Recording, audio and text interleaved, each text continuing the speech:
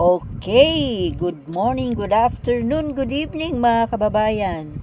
Awitan po natin ang ating mahal na Pangulong Apo Lakay Marcos Sr. ng happy birthday. Okay? Because today is September 11, kaarawan po ni Apo Lakay Marcos Sr. Awitan natin Happy birthday to you. Oh. Mga kababayan, napansin ko kasi yung isang vlogger na medyo fina-follow ko, bumati po siya ng happy birthday PBBM. Kaya tuloy, pati yung kanyang mga viewers ay bumati rin ng happy birthday PBBM. Mali po, Manong. Ang may birthday po ngayon, September 11, ay si Apo Lakay Marcos Sr., hindi si PBBM. Si PBBM, magkasunod lang po sila. Si PBBM, nalito kayo kasi magkasunod lang eh. Si PBBM po, sa Friday ang kanyang birthday. 13, September 13. Nako, ewan ba naman, bakit tumapat pa ng Friday the 13th? Anyway, hindi naman yata tayo naniniwala dyan sa mga urban legend tungkol sa Friday the 13th, diba? Oh.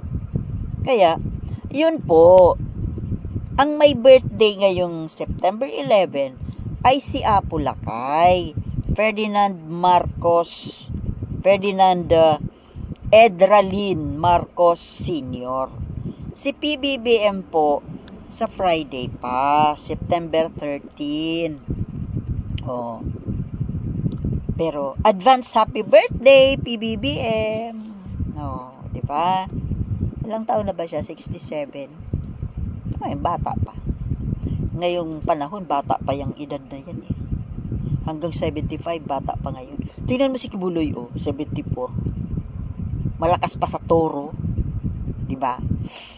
So, anyway, kanina nga po, ginanap yung laying of wreath flowers, commemoration ng birthday ng pinakamahusay na naging Pangulo ng ating bansang Pilipinas. At least for me, para sa akin, he is the greatest Philippine President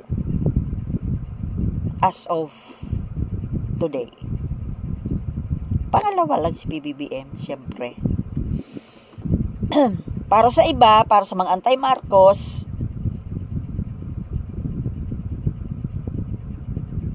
sa akin, he is the greatest. He was a great man. No, 'di ba? Great sa akin 'yon. Love ko 'yon. Sayang nga sana nabuhay na lang siya forever. Oh, anyway, kanina nga po, yung buong pamilya Marcos, nandoon sa, akala ko sa libingan ng mga bayani sila pupunta doon sa libingan, hindi pala. Sa Ilocos Norte, doon sa, nagpagawa pala sila ng, doon, ng monument, life sites monument ni Apo Lakay Marcos. At saka holiday doon. Special non-working holiday, pero doon lang sa Ilocos Norte. Si Apo Lakay pala pinanganak sa Sarat, no? Sarat, Ilocos Norte. Pero ngayon sa Batak sila. Anyway. So yun nga po. Sa Ilocos Norte pala, halos lahat ng mga top government officials, local government officials doon mga Marcos, pamilya Marcos, Manotok, Barba.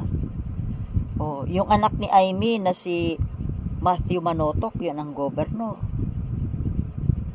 Si Sandro Marcos, congressman. Yung isang kamag-anak na Barba, congressman din. Anyway, political dynasty at its best. Pero alam nyo, sa totoo lang, I have nothing against political dynasty. Kahit nahawakan pa ng iisang pamilya lang ang isang lugar o bansa, provided na mahusay, maayos, mapagmahal sa tao, magaling na leader. Kaysa naman po yung papalit-palit, diba? Papalit-palit, paiba-iba ng policy, paiba-iba ng mas malabo po na maging progressive ang isang lugar, isang bansa kung papalit-palit. Tingnan mo Singapore. 'Di ba under Lee Kuan Yew? Halos para siyang diktador noon. Pero tingnan mo naman, 'di ba? Tingnan mo ang Singapore. Ngayon lang nagpapalit-palit kasi namatay na si Lee Kuan Yew. Kaya dito sa atin, hangga't maaari nga sana kung nabuhay ng mas matagal pa si Ferdinand Marcos Sr. At kung hindi nangialam ang mga dilawan at China sa pamumuno ng China. Dahil sa totoo lang po, China naman talaga ang may promotor sa pagkakatalsik ni Apo Lakay. Dahil gusto nga nilang kamkamin ang Pilipinas, di ba? Yan ang story behind. It has nothing to do with Aquino and Marcos. It's China ever since. So ngayon, chismosa ako minsan. Gusto kong tingnan kung ano ang may gap ba yung Marcos family. Tiningnan ko yung kanina yung pamilya ni Aimee dito sa kabilang row. Family ni BBM dito sa kabilang row. At pansin ko po na talagang may gap talaga. Hindi sila ganun ka-close. Hindi kagaya noong araw na yung close talaga, mapapansin mo. Ngayon hindi Kahit nasabihin pa na nung mag-speech si Aimee, binanggit niya si ading niya. Tapos mag-speech naman yung anak niya si Governor Manotok. Binati rin yung family ni PBBM. Pero iba parang walang closeness. At right after the photoshoot, hindi man lang nakipaghalubilo itong si Aimee doon kila PBBM. Parang may iwasan na nagaganap. So, ang tingin ko po, parang totohanan po itong nangyayari na itong si Aimee ay talagang sa Duterte ang loyalty, hindi sa Marcos. Nakakalungkot, no? Lalo pa na sila yung nire-respeto, sila na nga yung, kumbaga, political dynasty. Sayang. Ewan ko ba naman dito kasi kay Aimee Marcos, bakit ganyan ang niya? Ganyan ang strategy niya? Para sa akin, maling strategy. Sabi niya, matalino si Aimee. Well, matalino siguro, dahil naisip niya, pero, parang mapupunta sa hindi maganda. Katalinuhan kaya yun? Kasi mukhang mauuwi sa katangahan. Well, sa mga pinagagawa ni Aimee ngayon, bagamat marami ang galit kay Aimee, maraming hindi boboto, isa na ako doon. Pero sa tingin ko mukhang marami-rami pa rin naman ang boboto sa kanya Medyo marami pa ang mapagpatawad. Pero mahirap kasi Ako talaga ayoko nang iboto pa si Aimee. Wala man lang ako itong niya ngayon. itong term niya ngayon as senator, parang wala naman ako nakitang nagawa niya na mabuti, di ba? Meron ba? Wala siyang nagawang batas. Wala naman siyang nagawang nakatulong. Or, di ba? Puro puna nga siya sa kapatid niya sa Pangulo Ang nakita natin sa kanya, pagkontra sa mga policies ng Pangulo at yung pagkampi sa mga kriminal na Duterte at yung pagiging pro-China. Kaya ewan ko ba kung yung mga Marcos supporters talagang mapapatawad siya. Kasi tingnan natin sa mga survey mataas pa rin siya Pero mga kababayan, ako talaga, nawala na talaga ako ng amor kay Amy Marcos.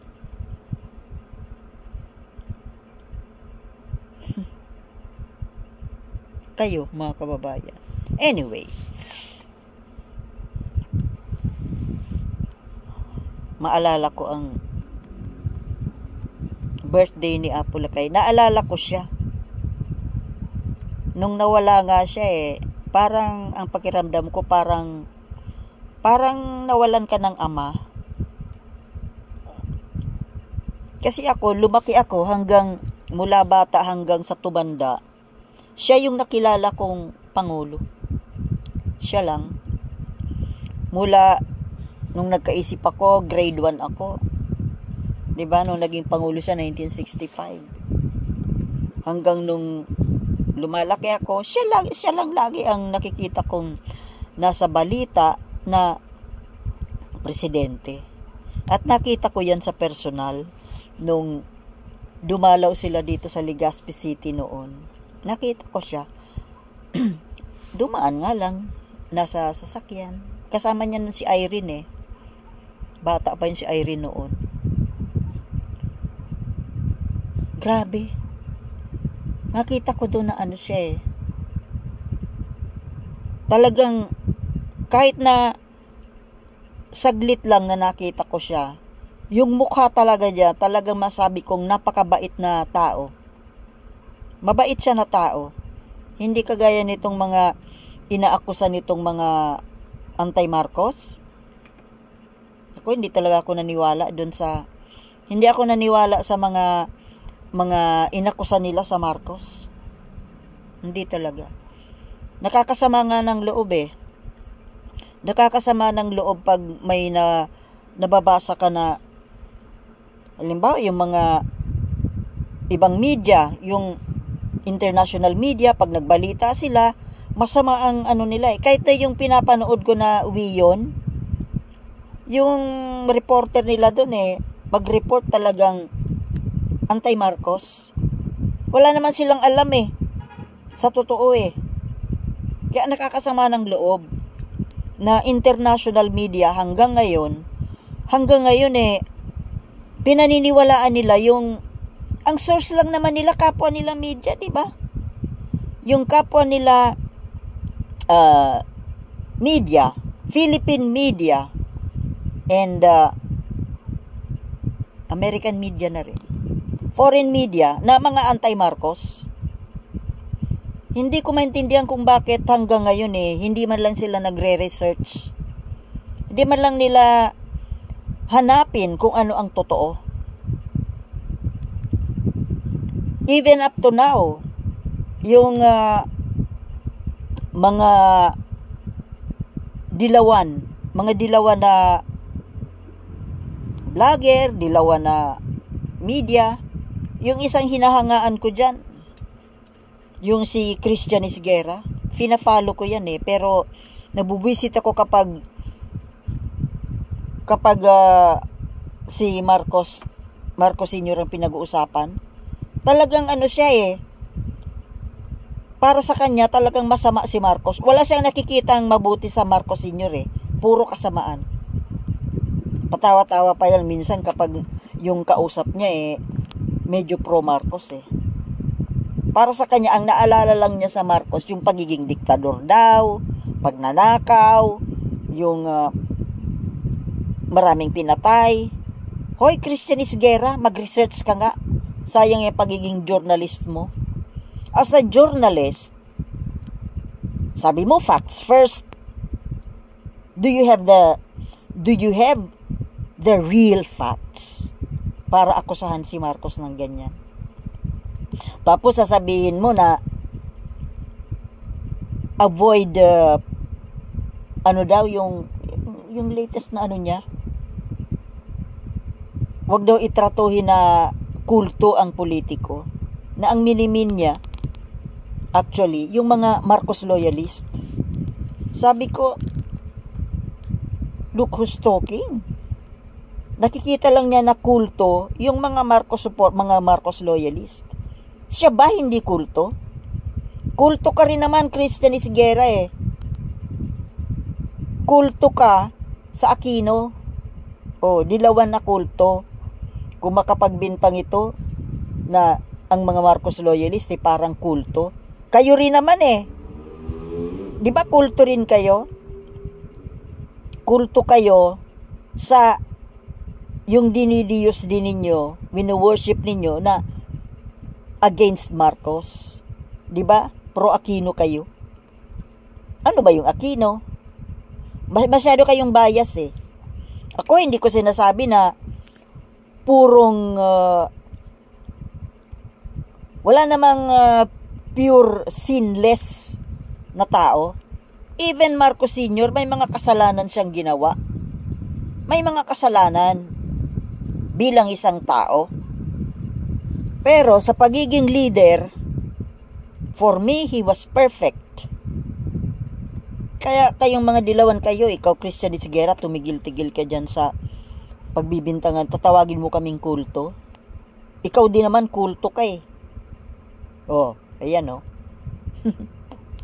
Nagbiglang pop up si Christian Isguera. Nabubwisit ako dyan eh. Sayang, hinihingaan ko pa naman. Nanonood na lang ako sa kanya dahil kay Llamas eh. Magaling naman sana siyang journalist. Matalino man. Kaya lang, hindi ko gusto sa kanya yung pagiging bias niya sa Marcos. Anong mag-research ka nga ng katotohanan? Bakit nung panahon ni Marcos ilang taon ka na ba nun? Kung bata ka pa, wala kang alam sa totoo, manong mag-research? Puro na lang kayo masama ang tingin nyo dun sa tao eh. Nakikita nyo, masama. Yung mga nagawa niyang mabuti, ayaw ninyong pag-usapan. Visit kayo. Anyway, kung ayaw ninyo kay Marcos, wag. Basta ako, Marcos pa rin. Diba, mga kababayan? Mahalin natin ang ating bayan at si Apolacay Marcos Sr. Dahil ito lamang po ang nag-iisa nating bayan. At tahanan pala. At si Apolacay Marcos, siya lang ang greatest Philippine president. Diba? Bye!